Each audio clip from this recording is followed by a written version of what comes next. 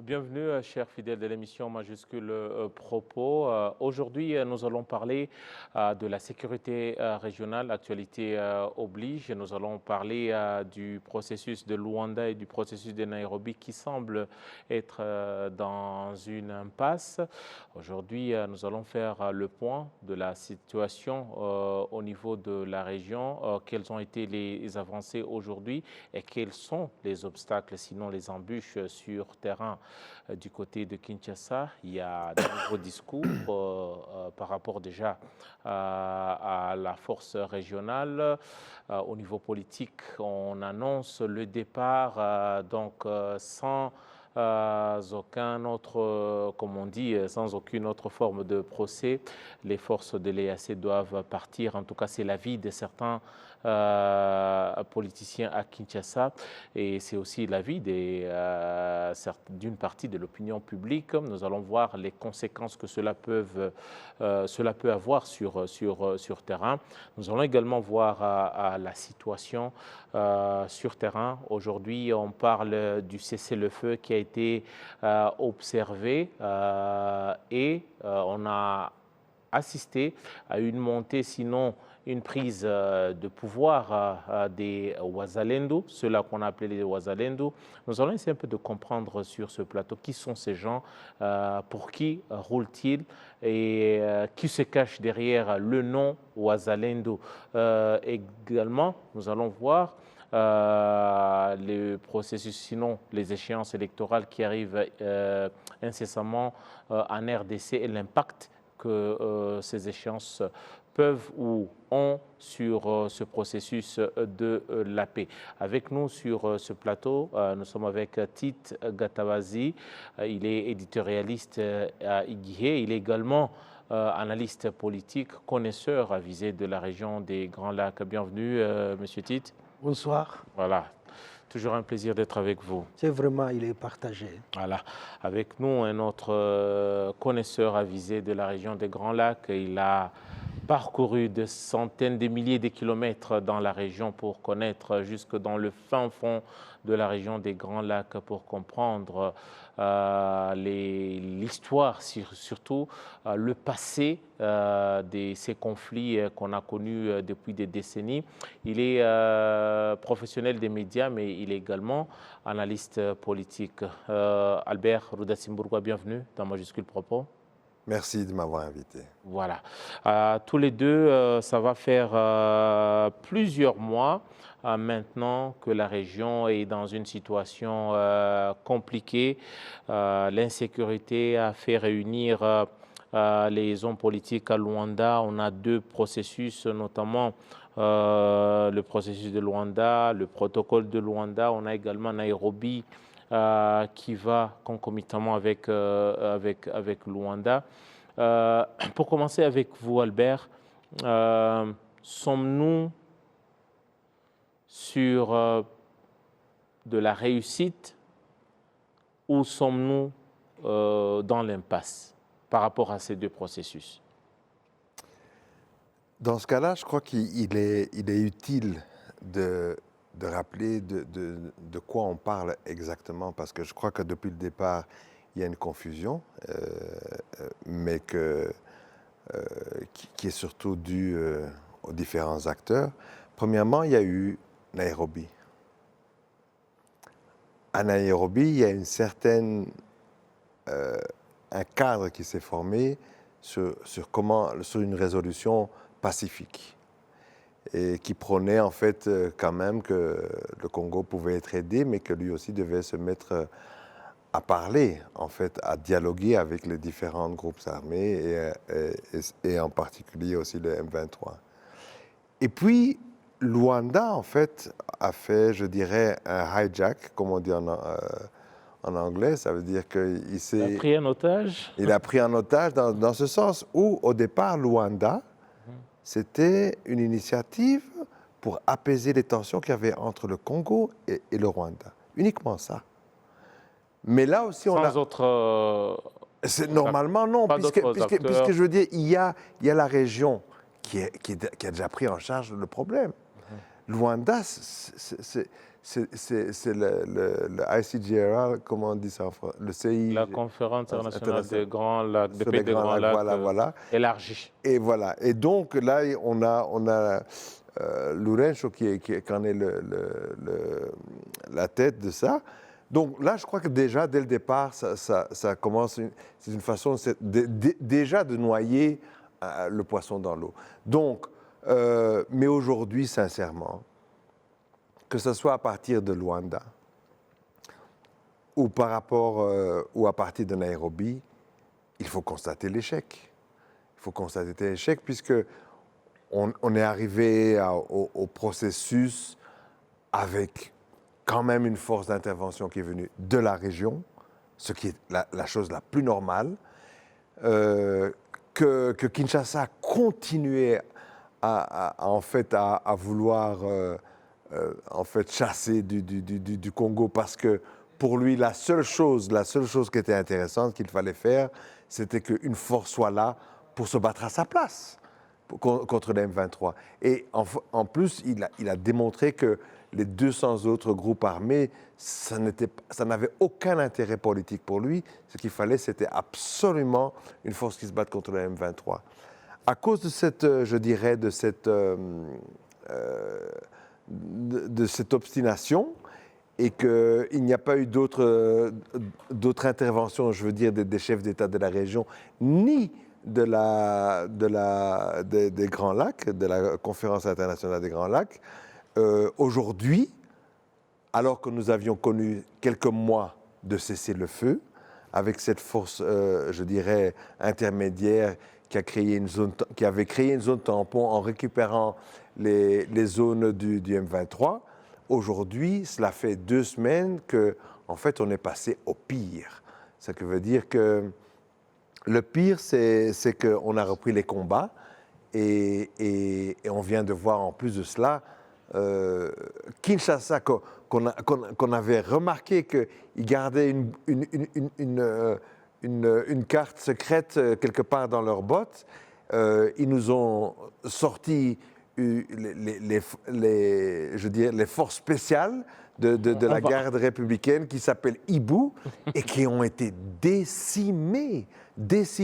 Et donc là, je crois que Kinshasa est prêt de péter un câble complètement et le pire pourrait même arriver. Le pire pourrait arriver. Cela, en tout cas, revient déjà au moins impasse. Tite, êtes-vous du même avis? Albert parle d'un constat d'échec. Les anglophones disent we have to own our failure. Est-ce qu'on doit dire qu'il est temps qu'on puisse admettre l'échec commun pour ces deux processus, Nairobi et Luanda? Oui, parler d'échec, il faut savoir d'abord qui a échoué. Hein? Est-ce que c'était un échec... Si cela a été fait... Est-ce que c'était un échec collectif? Est-ce que c'était un échec individuel? Nous avons, c'est vrai, 2 processus qui se chevauchent. Le processus de Nairobi et feuille de route de Luanda. Mais ça, c'est bien défini. Quand vous mettez les choses en perspective, depuis Nairobi, on a quand même eu des éléments qui attestaient que le gouvernement congolais ne voulait pas dialoguer. À l'époque, on parlait des groupes armés. Quand le président... Une centaine de groupes armés. Il y avait des groupes armés. Qui pullulent notamment dans la partie Est. Aujourd'hui, vous en avez plus de 250. Et donc, les réunions qui ont eu lieu à Nairobi ont connu des sabotages. Une histoire de per diem que le mandataire de Tshisekedi exigeait. Après, on nous parle du matériel de traduction qu'il faut changer parce qu'on pense que depuis la salle à Nairobi, on transmet les conversations à Kigali. Tout ça, c'est des manœuvres dolosives pour saboter la réunion qu'il y avait eu. Ça, c'est le premier point. À Luanda, à Bujumbura, on a quand même vu la mauvaise foi de Kinshasa. Les chefs d'État se réunissent à Luanda, ils sortent un communiqué. Le lendemain, Kinshasa communique tout le contraire de ce qui a été dit à Luanda. Les chefs d'État se retrouvent encore une fois à Luanda. Kinshasa parle des éléments qui ne sont pas dans le communiqué, qui n'ont même pas fait l'objet de discussions entre les chefs d'État. Ça s'appelle en droit de la mauvaise foi. Est-ce que c'était des signes avant-coureurs? Je dis que c'est des éléments. Je dis, ce sont des signes avant-coureurs qui montraient qu'on allait tout droit dans un mur. Peut-être pas tout de suite dire on va droit dans le mur. Non, parce qu'à un moment aujourd'hui, donné, avec un peu de recul, vous peut dites... corriger. Mais moi, je dis, nous avons des éléments objectivement vérifiables qui, mis en perspective, indiquent que Kinshasa avait un autre agenda. Il traînait les pieds quand il allait à Luanda. Il traînait les pieds quand il allait à Nairobi. Il a fait preuve de mauvaise foi à Bujumbura. Le communiqué de Bujumbura a été dénaturé une fois arrivé à Kinshasa. Okay. La région a poussé. Bon an, mal an, on arrive à obtenir la force, East African Force. Depuis le début, vous vous souvenez de l'interview sur la télévision française France 24. Le président de la République démocratique du Congo, qui a participé à toutes ces conférences, dit devant caméra, vous allez voir ce que vous allez voir, les troupes kenyanes viennent tirer sur le M23. Et ils vont entrer par Et d'ailleurs, Bunagana. ils entrent par Bunagana, canon au point. Ça n'est pas ce qui s'est passé. Là, vous revenez sur le mandat. Sur les éléments. Les éléments. Les éléments qui auraient pu nous alerter pour dire, attention, il y a de l'eau dans le gaz. Et donc, ça ne se passe pas comme ça. Le discours officiel à Kinshasa et tous les relais de communication disent ce mandat est un mandat offensif. Pendant que sur papier, on sait que ça n'est pas un mandat offensif. Le commandant kenyan, je finis. Le commandant kenyan est harcelé par le pouvoir de Kinshasa. Je parle bien de harcèlement parce que c'est dans la lettre de démission. Donc je n'invente rien. Il est harcelé. Vous parlez du commandant qui est parti? Oui, qui a démissionné. Il est vraiment harcelé et on l'empêche de travailler. Jusqu'à poser son domicile, il ne peut même plus rentrer chez lui. Il va devoir dormir à l'hôtel. Et en définitive, qu'est-ce qu'il fait? Il écrit une lettre qui est une lettre à charge. Tout ça, c'est des éléments objectivement vérifiables. Et je passe les accusations des forces kenyanes, les compliments qui sont plutôt une manœuvre pour diviser la force East African Force. Non, il n'y a que les Burundais qui font du bon travail. Ça veut dire que les autres, non. Et donc, pendant 3-4 mois, je crois, on a eu une accalmie grâce à cette force-là. Ça veut dire... Une accalmie relative. Merci. Voilà. Et donc, jusqu'aujourd'hui, au jour d'aujourd'hui, Sukhoi est en train de bombarder, on ramasse des armes des FARDC, on ramasse des uniformes des FARDC. Mais le discours officiel dit les FARDC observent le cessez-le-feu. Voilà, justement. Le cessez-le-feu, il est observé officiellement du côté de Kinshasa. Albert, aujourd'hui, quel est l'état des lieux sur terrain? Vous qui êtes assez informé, est-ce que les FARDC ont observé ou observent-ils le cessez-le-feu comme annoncé officiellement par les autorités à Kinshasa? Pourtant, on nous parle des reprises de combat. S'il y a reprise de combat, qui sont les acteurs sur terrain? Est-ce que vous permettez juste une petite parenthèse qui est d'importance, D'accord. qu'on n'a pas vraiment touché dans cette introduction, c'est que dans tout cela, il y a quelque chose de fondamental. C'est que Kinshasa est allé frapper à toutes les portes du monde parce qu'en 2021, il a commencé une guerre contre le M23. Et après avoir perdu autant de territoires, c'est là qu'il a été pleuré chez tout le monde. Mais en perdant ces territoires, il a eu un discours constant de dire qu'il ne se bat pas contre le M23, que c'est en fait le Rwanda. Donc dès le départ, il y a aussi cet élément essentiel qu'on ne peut pas perdre de vue, que en fait, Kinshasa cet amalgame qui a été soulevé par Kinshasa et qui aujourd'hui a mis... Non, c'est pas soulevé, provoqué par Kinshasa.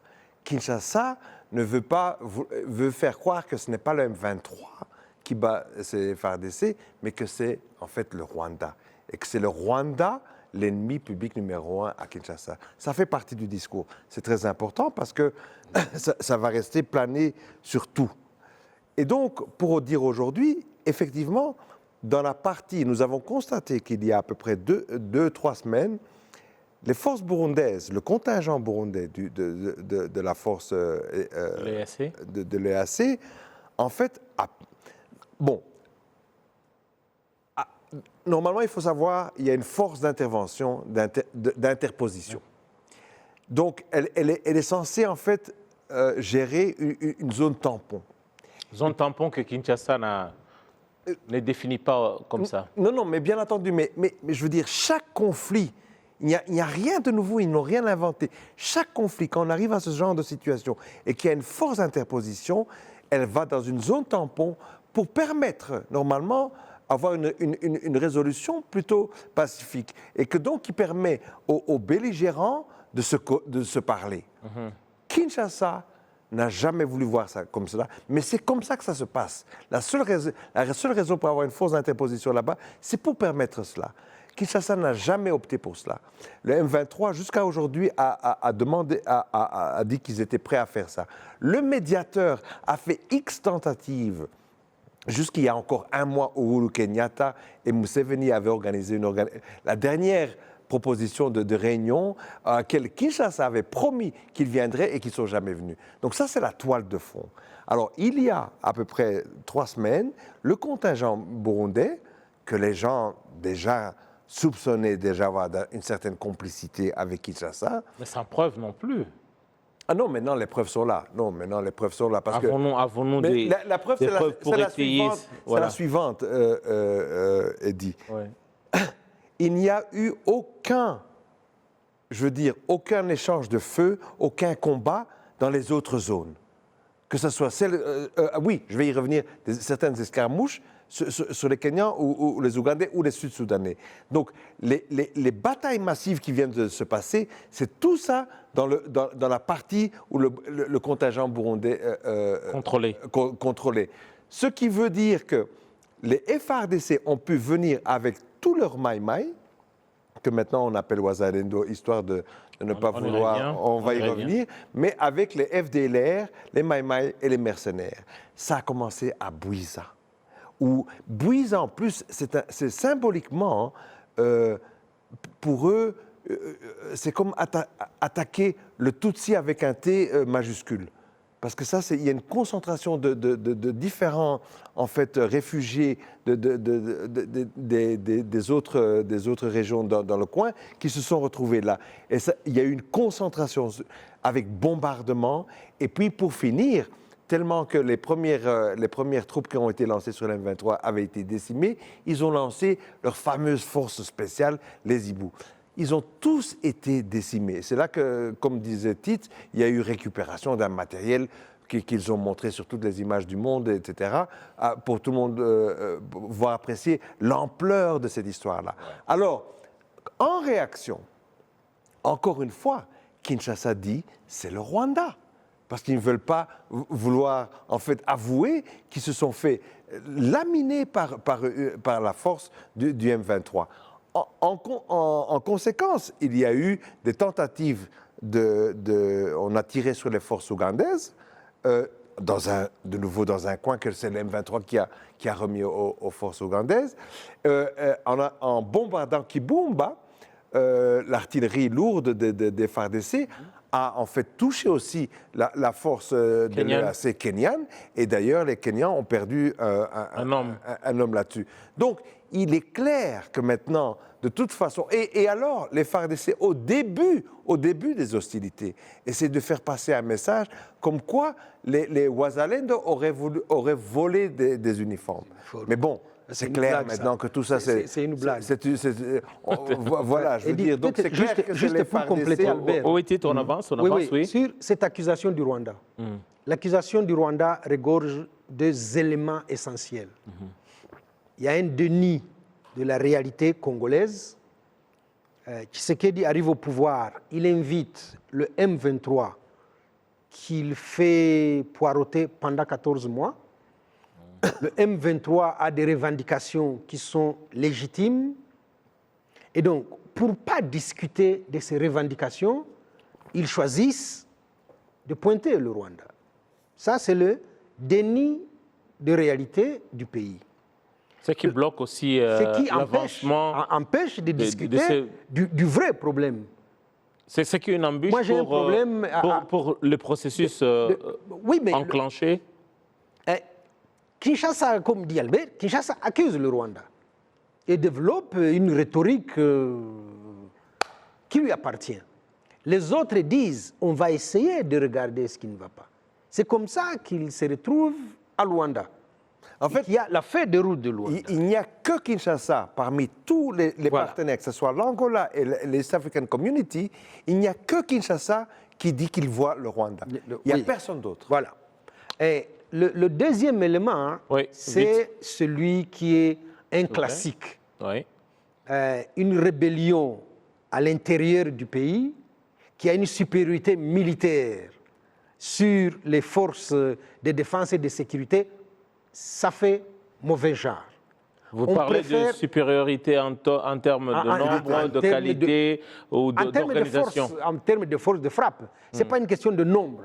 C'est une stratégie militaire, c'est une discipline, et c'est une cause qu'on défend. Et donc, plutôt que d'avouer cette faiblesse en interne, il faut courir après un bouc émissaire. Trouver un pays étranger sur lequel on puisse porter le chapeau et dire « nous sommes en guerre entre États ». Voilà. Pour moi, c'était les deux éléments. Vous parlez de Kinshasa, Albert. Kinshasa dit qu'être dans l'esprit et la lettre et de Luanda et de Nairobi, mais il pose aussi des conditions. Kinshasa dit, écoutez, il y a une étape importante, le pré-cantonnement et décantonnement du M23, qui devait être la suite du cessez-le-feu, qui n'a jamais été observé par les M23. Comment est-ce que vous répondez à ça? C'est de l'illettrisme. C'est de l'illettrisme de la part de Kinshasa. Parce que c'est ça que je disais juste avant ça. C'est que dans ce style de processus, le M23 n'a jamais été battu par Kinshasa. Donc il n'a aucune raison à se retirer de où qu'ils soient ou d'aller dans un cantonnement. Parce que la raison pour laquelle ils ont pris les armes n'a pas été résolue. Donc, cette raison-là, c'est ça que normalement les négociations doivent amener. Mais Kinshasa dit on est prêt à avancer avec le processus. On n'est pas prêt. On est prêt à tout faire. Non, mais il ne faut pas être illettré comme Kinshasa. Mais cela doit passer par le pré-cantonnement, le cantonnement. Il ne faut pas être illettré comme eux. Je veux dire, ça veut dire c'est comme si vous n'aviez jamais vu d'autres situations comme ça. Je veux dire que le MPLA a négocié avec l'UNITA avant que l'UNITA puisse rentrer dans... Il y a eu tellement d'autres cas. Ils ont tort quand ils disent pré-cantonnement et cantonnement. Mais ça ne se passe pas comme ça. Peut-être qu'il faut dire... Hein, la feuille de route de Luanda, elle est bien inscrite. Mais non, mais je veux dire... il faut un dialogue politique entre Kinshasa et le M23. S'il te plaît, Tite. Il faut arrêter le soutien au FDLR. Et le pré-cantonnement vient longtemps après. Ce sera après le dialogue politique. Entre le cessez-le-feu et le pré-cantonnement et cantonnement... C'est pour ça que les troupes est-africaines se trouvent là-bas. Maintenant, vous allez au dialogue pour discuter des causes réelles, profondes et structurelles de ce pourquoi le M23 se bat. C'est à partir de là, vous vous êtes mis d'accord, comme il explique, que maintenant, vous pouvez trouver des mécanismes pour dire on va démobiliser des militaires, on va les renvoyer à la vie civile, on va rapatrier les réfugiés. Mais ça, c'est après le dialogue politique. Je veux dire, ça n'est pas le préalable. Tout à fait comme tu le dis. Je veux dire, pourquoi une force qui est maître du terrain accepterait-elle de se retirer et de déposer les armes? Pourquoi? Il n'y a aucune raison. Donc, pourquoi? En face, il y a une armée régalienne, républicaine. Mais elle a été battue. Qui doit reprendre le contrôle du territoire, Albert. Mais elle a été battue. Elle n'a aucun poids sur place. Les autorités qui gèrent cette institution régalienne de l'armée du Congo sont allées pleurer à toutes les portes pour trouver des gens pour se battre contre le M23. Ça veut dire que le M23, en acceptant de faire un cessez-le-feu, c'est le premier pas de bonne volonté. Le deuxième pas devait suivre de Kinshasa, qui n'a jamais été suivi comme dit Tite. Et donc, on est dans cette impasse. Mais je crois qu'il y a quelque chose de très, très important. Oui, on avance. Qu'on ne nomme pas. Et qui est un acteur principal et qui est important qu'on commence à le mettre aussi sur la scène. Guterres a dit... Le secrétaire général des Nations Unies, oui. Antonio Guterres a dit que même la MONUSCO ne peut pas combattre l'M23. C'est un aveu d'échec? Pardon? C'est un aveu d'échec? Non, c'est surtout un aveu de la puissance du M23. De l'impuissance des Nations Unies? Non, c'est surtout aussi de la puissance des M23. Parce que je ne vais pas aller là-dedans. Ce que je veux dire par là, ça veut dire que lui-même, il reconnaît que sur place, il y a une armée qui sait comment faire la guerre, c'est l'armée du M23. Donc, je veux dire, le M23 n'a pas besoin qu'il y ait quelqu'un d'autre. Mais, si Kinshasa peut se permettre de faire tout cela, c'est ça dont je voulais parler, c'est parce qu'en fait, la communauté internationale soutient à cette complaisance vis-à-vis de Kinshasa pour soutenir d'une certaine façon cette injustice que Kinshasa veut prôner. Voilà. Pour avancer, on a parlé parmi, en tout cas, les prérequis et les acquis de ce protocole de Luanda. Il y a eu le cessez-le-feu qui a été arraché. Il y a la zone tampon dont, en tout cas, les autorités de Kinshasa ne définissent pas comme telle. Mais on est juste en face d'une réalité, c'est qu'il y a eu un cessez-le-feu. Mais à un certain moment, il y a eu reprise des combats. En face, on a le M23. Et de l'autre côté, on a une force.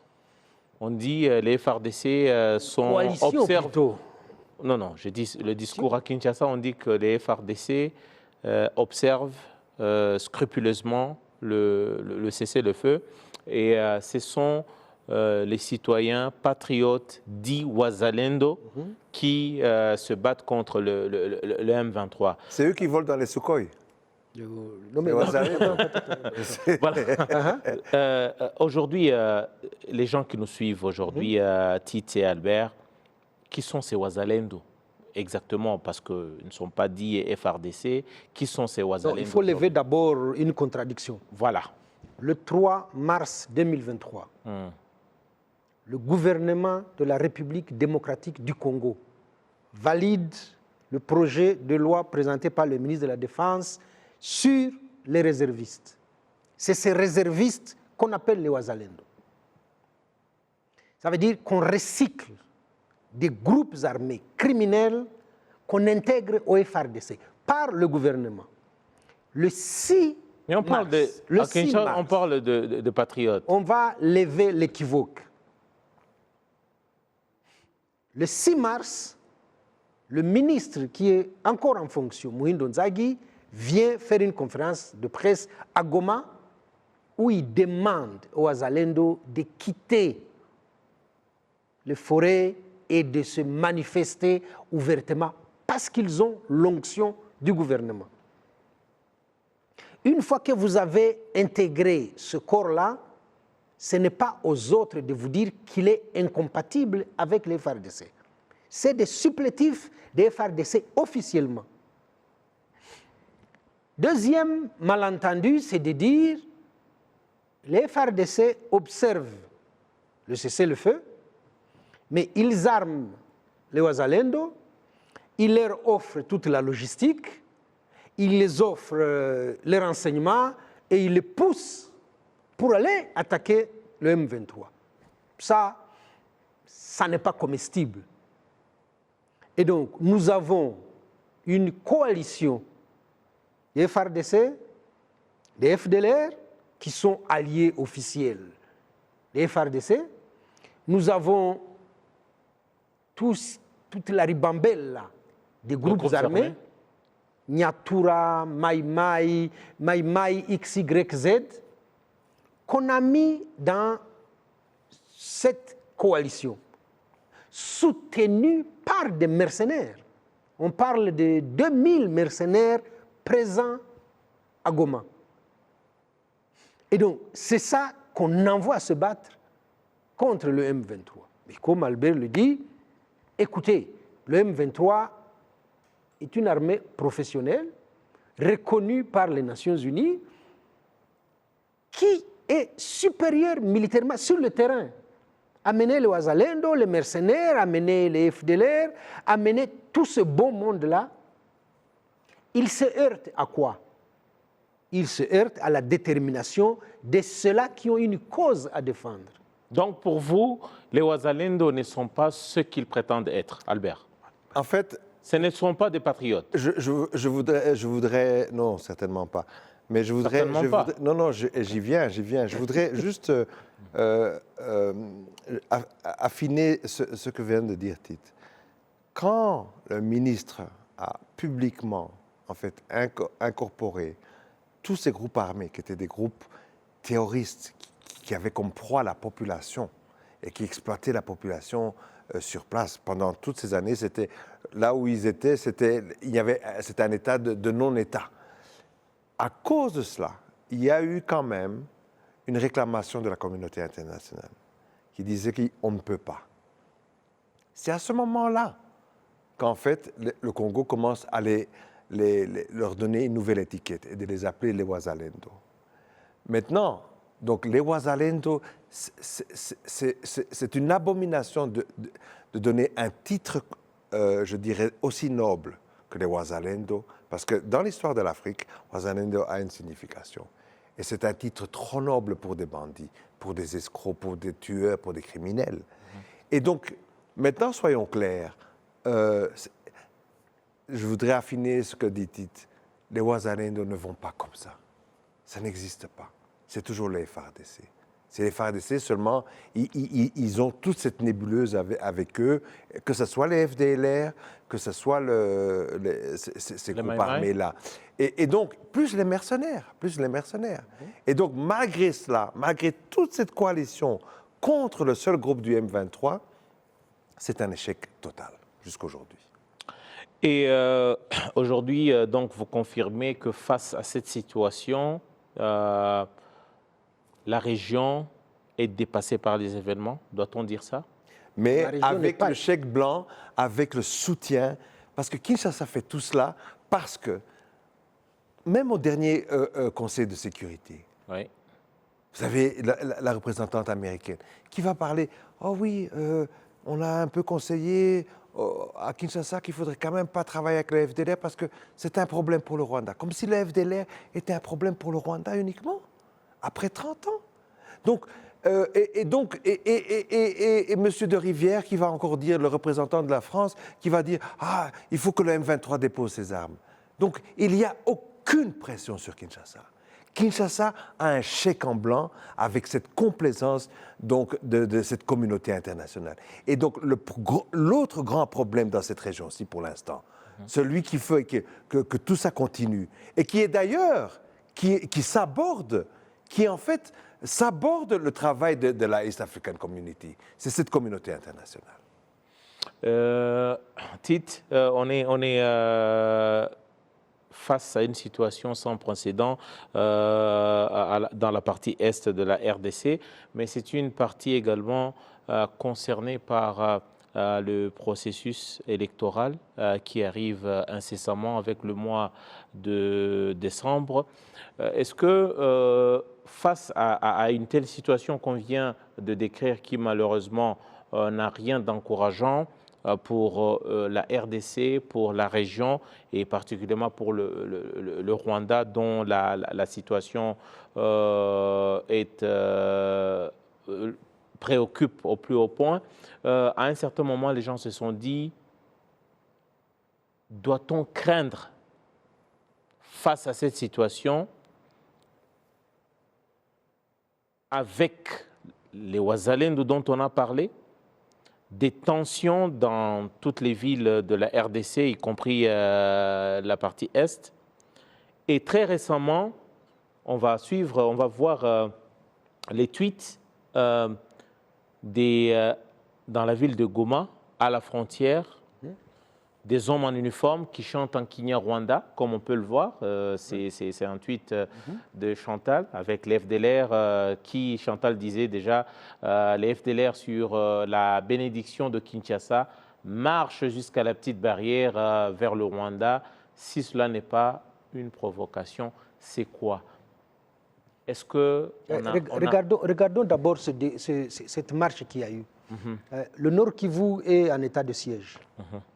Quand il y a état de siège, vous n'acceptez pas ni des rassemblements, ni des manifestations.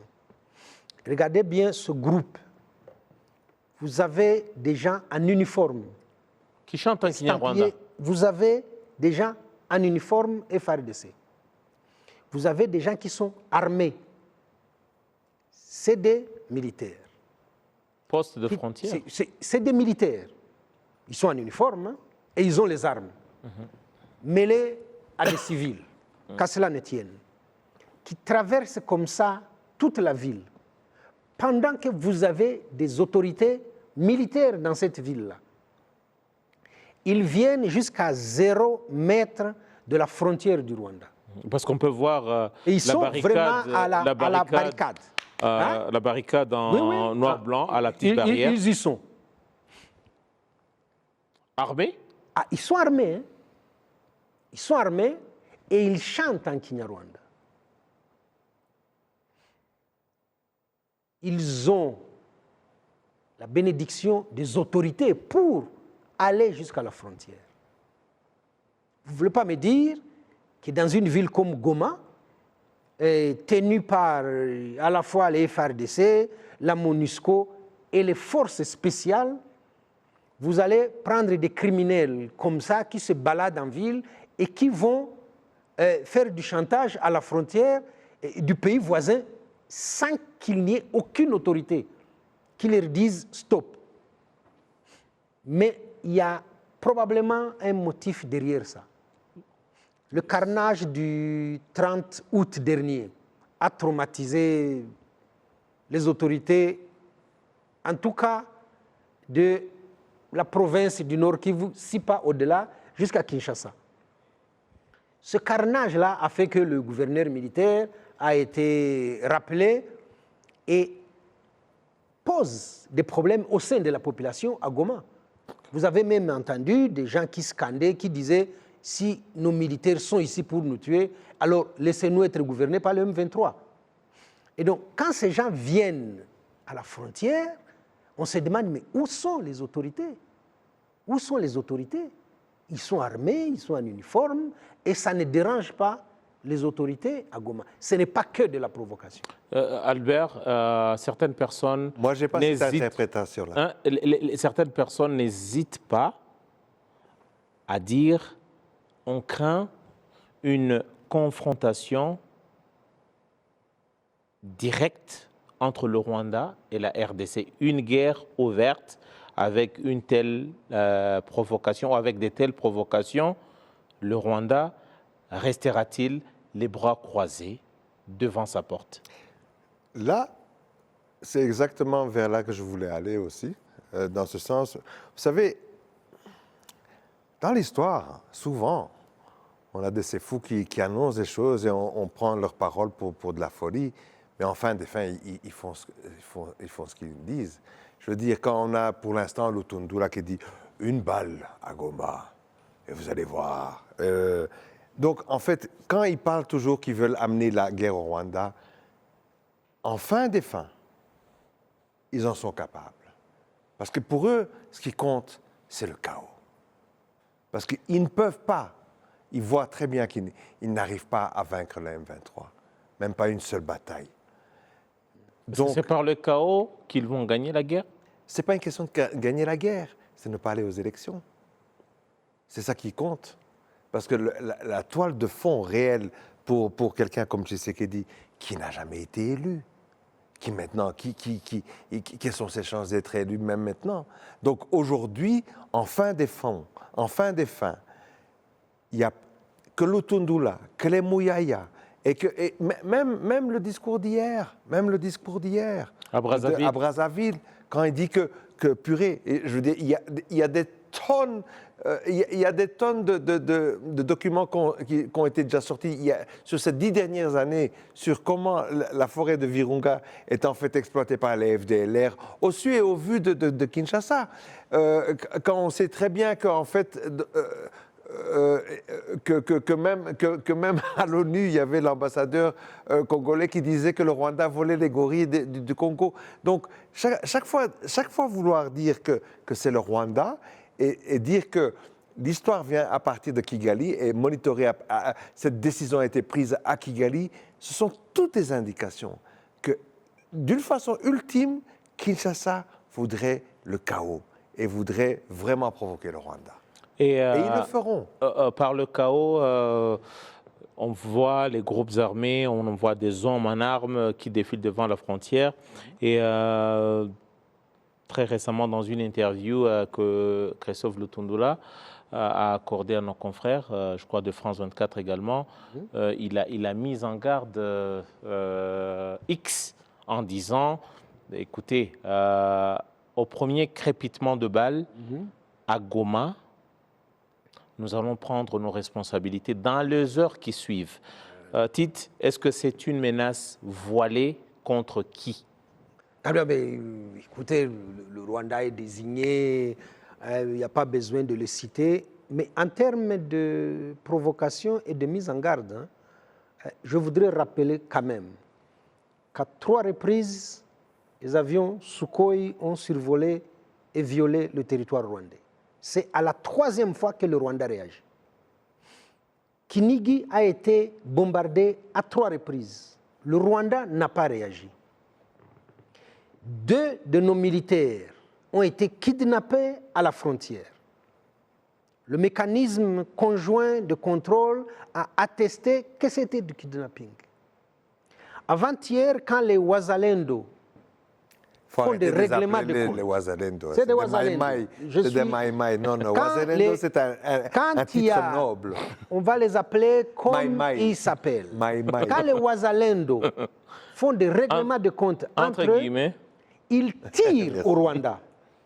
Et il y a un Rwandais qui est blessé. Un communiqué est sorti. Le Rwanda n'a pas réagi.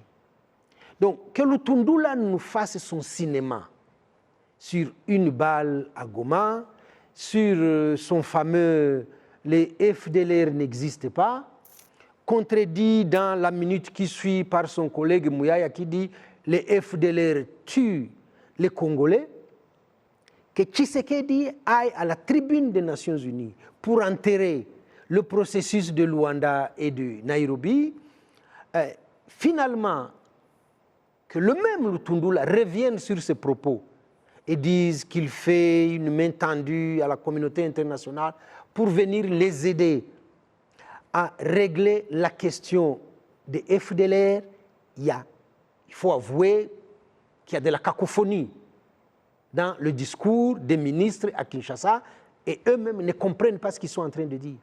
Comment voulez-vous que nous, on le comprenne? Nous sommes dans une situation quand même qui dirait l'attente ne serait pas pessimiste. Pour moi, en tout cas, ma vision des choses, mon analyse des choses, c'est qu'on va aller de mal en pire. Parce que de toute façon, Kinshasa ne gagnera aucune bataille. Donc ils vont créer le pire. Et encore une fois, c'est qu'ils ont un chèque en blanc. Je veux dire, maintenant il y a la France mitterrandienne qui vient faire un petit tour pour prendre une petite enveloppe au passage, etc. Mais il n'y a pas que lui. Je veux dire, il n'y a aucune protestation, aucune mise en garde, de demande de retenue de la part ni de l'Union européenne, ni des États-Unis, et qui sont vraiment en train de jouer un jeu très vicieux. Je dirais peut-être que, pour l'instant, ils ont tous leur attention ailleurs sur le globe, mais quand même. Vous dites qu'il n'y a aucune réaction, parce que dans les tweets, on va nous proposer une tweet avec certains ministres congolais qui se sont entretenus avec l'ambassadrice des États-Unis à Kinshasa, où trois ministres à la fois. Trois ministres, le ministre de la Défense, vice-premier ministre, ministre de la Défense, et aussi vice-premier ministre, ministre des Affaires étrangères et de la Communication. Mouyaya Bemba et Christophe Lutundula. C'est un gouvernement de vice-ministres. Oui. Vice-premier ministre, ministre de. Voilà. Avec un tweet de Patrick Mouyaya, porte-parole du gouvernement, ils ont présenté les preuves tangibles. Enfin, tangible, je ne sais pas. Non, je dis bien. J'interprète ses propos, c'est ce qu'il a dit. Présenter les preuves et prévenir la communauté internationale sur les conséquences de l'incursion rwandaise. Faites attention à deux choses. Moi, j'ai deux observations. Albert disait les États-Unis ne font rien, l'Union européenne ne fait rien. Mais là, on voit quand même. Moi, j'ai deux observations. Depuis qu'on nous sort des communiqués sur les colonnes des militaires rwandais, j'ai un malaise. Parce que j'essaie de regarder ces photos satellites qui auraient dû avoir des précisions. Pas une seule fois, j'ai trouvé quelque chose qui puisse être palpable. Je rappelle quand même, pour les besoins de l'histoire, que lorsque le gouvernement de Kinshasa a fait pression sur la MONUSCO pour obtenir la déclaration de la MONUSCO et dire « nous sommes agressés par le Rwanda », le porte-parole de la MONUSCO a dit « de nos investigations, il n'y a aucun élément factuel qui nous permette d'attester de la présence du Rwanda sur le sol congolais ». On lui a donné 24 heures. Pour dégager. Il a quitté le Congo. Quand Bemba devient paranoïaque en disant chaque fois au Conseil des ministres, j'ai des rapports qui indiquent des colonnes des RDI, je les appelle des RDF, ok, des militaires rwandais. Quand j'ai vu ce cliché de Bemba, moi j'ai pensé à, paix à son âme, Colin Powell, quand il va au Conseil de sécurité avec les preuves de fabrication des armes chimiques de Saddam Hussein. Qui sont en possession de preuves. Des preuves. Mais ce que je veux, pour en finir, quand Bemba va voir les diplomates, quand Lutundula fait son cinéma, ces gens sont bien informés. Ils ont les informations et ils n'ont pas besoin que le ministre vienne leur raconter des histoires à dormir debout. Donc, pour vous, c'est sans impact, sans qui a effet. l'information? Les diplomates, ils ont les informations. Tu crois? Ils ont... attention. Non, mais, non, ils ont les informations. Qu'est-ce qu'ils en savent font? ce qu'ils Ça, savent. c'est autre chose. Ils savent ce qu'ils Voilà. savent. Ils n'ont pas besoin de... Moi, je ne sais pas. En tout cas, au moins, bien, les peut-être- communicateurs de l'UDPS disent que 3 ministres au gouvernement ont des groupes armés à l'Est. Muhindo Nzagi, Paluku et Nyamwisi. Ça, les diplomates le savent. Oui, ça, oui. Mbosso, président de l'Assemblée nationale, Lui-même a demandé, avait en demandé. plénière, a dit à ses collègues, quittez les groupes armés. Ces diplomates, ils ont les rapports. Oui, oui, Chez les ça, Teke et les Yaka, on a écrit au secrétaire général des Nations Unies pour lui dire, nous avons été abandonnés par notre gouvernement. Ces diplomates, ils le savent. Là, vous êtes dans le Les Kwamo. forces grises de l'UDPS font la terreur à Lubumbashi. Ces diplomates le savent. La brigade. La brigade de l'UDPS. Voilà. Voilà. On va, comme on parle vous avez parlé de l'UDPS, mais maintenant il y a quand même, si on doit se placer dans le temps, il y a les élections qui arrivent incessamment en RDC. Albert, est-ce que le processus électoral peut-il avoir un impact négatif ou positif sur le processus ou les processus du retour de la paix dans la partie Est? Est-ce que l'attention, la priorité sur les élections ne peut pas être un point qui risque de piétiner ces deux processus? Je ne comprends pas tout à fait, hein, parce que je veux dire, d'un côté, il y a le monde politique congolais, Oui, qui est dans une autre sphère. Qui est dans une autre sphère. Et il y a la réalité à l'Est. Il y a la réalité à l'Est. Donc, je veux dire, même maintenant, on essaye de disqualifier Katumbi. On essaye, c'est plein de crocs en jambes dans toute direction. Il y a les Mukwege qui font du boucan, etc. Mais essentiellement, il y a le président qui, lui, n'a pas envie d'élection. Je veux dire, il voudrait plutôt faire un...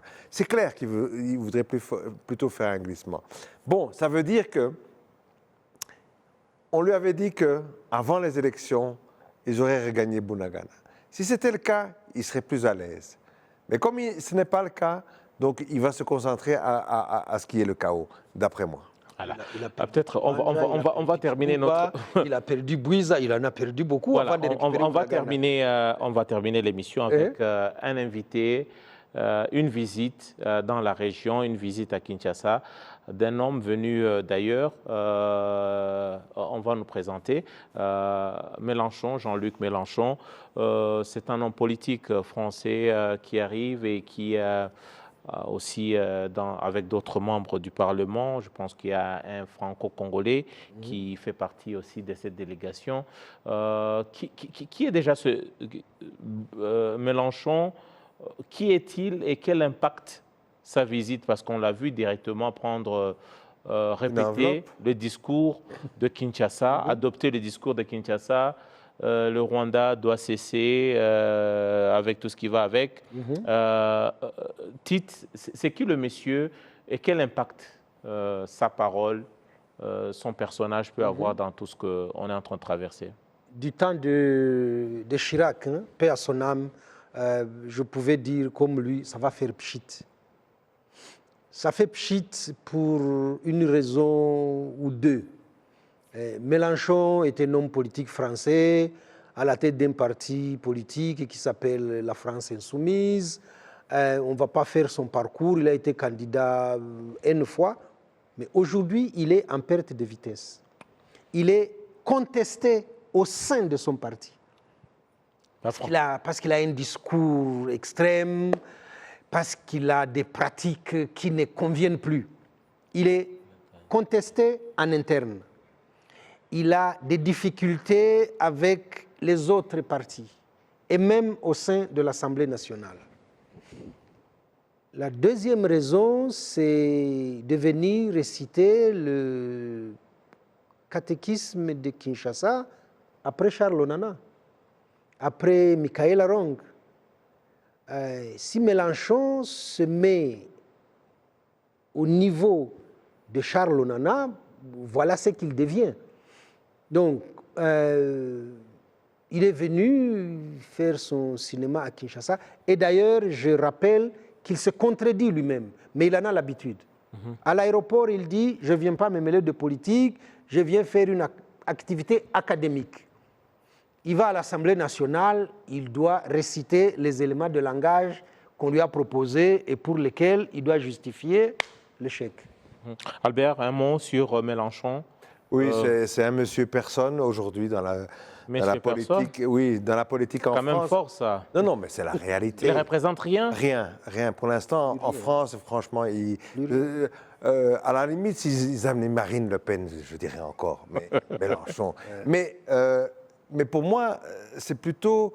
Je dis, est-ce que vous imaginez qu'un gouvernement africain essaie toujours de chercher un occidental pour venir justifier ce qu'il raconte?